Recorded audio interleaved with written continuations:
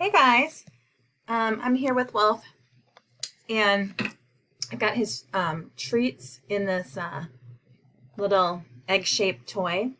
He loves to play with this, so I am going to get him set up behind me so that you have something to look at while I talk. Okay? All right, ready, Wolfie? There you go. Don't drop it off there. So, whoops, I don't want to block him. This is 0.6, and what we're going to do is write a first draft of the college application essay, and then you are going to share it with a classmate. Sound like a plan? I think I got this kind of messed up here. Hold on. Okay, is that better? All right, so students will be able to draft some writing for the college application essay and share it with a peer. All right, let's remind ourselves of the criteria for this essay. If you remember, it needs to be about 500 words long. It needs to be have a thoughtful structure with an unforgettable opening, an engaging middle, and a provocative ending. It needs to use language that is precise, delightful, and thoroughly original, clear, focused, and compelling.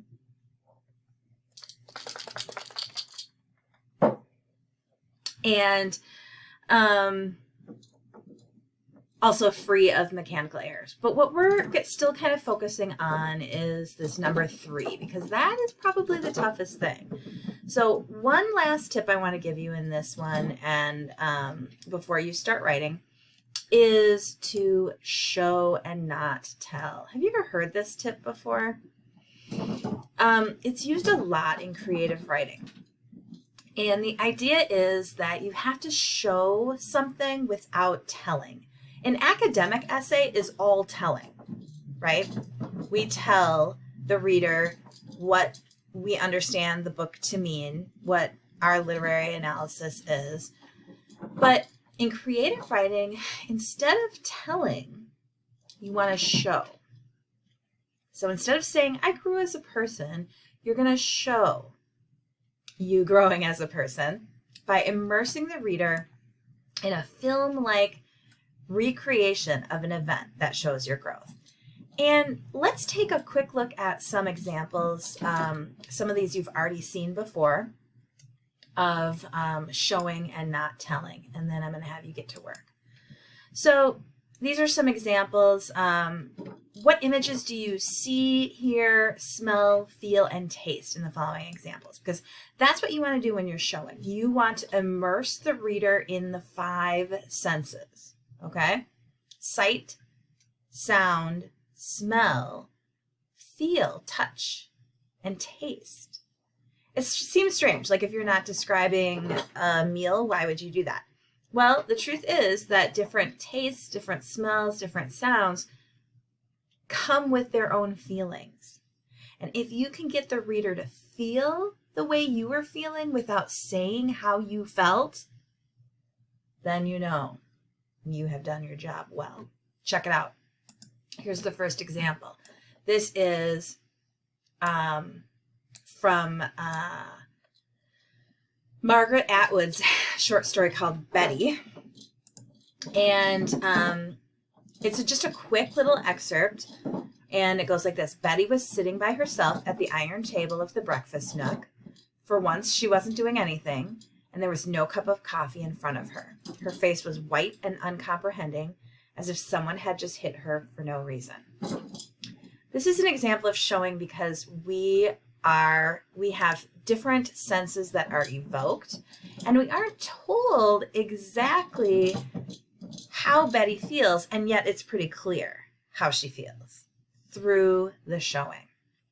So we know she's upset, she's not used to not taking action, and the specific details like the iron table and no cup of coffee make us feel that sort of cold, lonely feeling that she's feeling right now. And her face being described as white and uncomprehending enhances this feeling of awe that Betty seems to have. The simile of her as if she's just been hit for no reason also creates that feeling of Betty being sort of in awe, shock, and in pain without that actually happening, without her actually being hit. Okay, let's take a look at another one. This one you've already seen. This is from Louise Erdrich's Love Medicine. She was a short, broad-beamed woman with long yellow eyes and spaces between each of her strong teeth. When we began working together, her hair was cropped close. By the cold months, it had grown out into thick quills, brown at the shank, orange at the tips. The orange dye job had not suited her coloring. By that time, her belly was round and full, etc., etc., etc. In this example, we can see that, or we're being shown that Dot is potentially dangerous, and we need to kind of be careful of her, right? Just by these details, broad-beamed, long yellow eyes, spaces between each of her strong teeth. So in the last video when I was talking about this example, I was just talking about specific adjectives and active verbs. This time, I want to kind of enhance this idea that how you choose these details can affect the reader's feelings.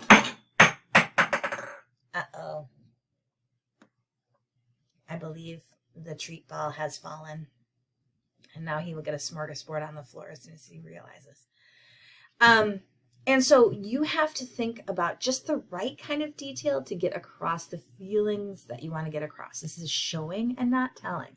Erdrich doesn't say, hey, this is a character you need to watch out for. She's going to do some crazy stuff and she's kind of scary. She describes her in a way that makes us feel like she's not quite right. We better watch out. She's going to do some crazy stuff. Okay, one more example, the Chuck Norris, the Kung Fu Doc. In this example, the imagery carefully checked all four directions. The diction scouting, showing that he's following her.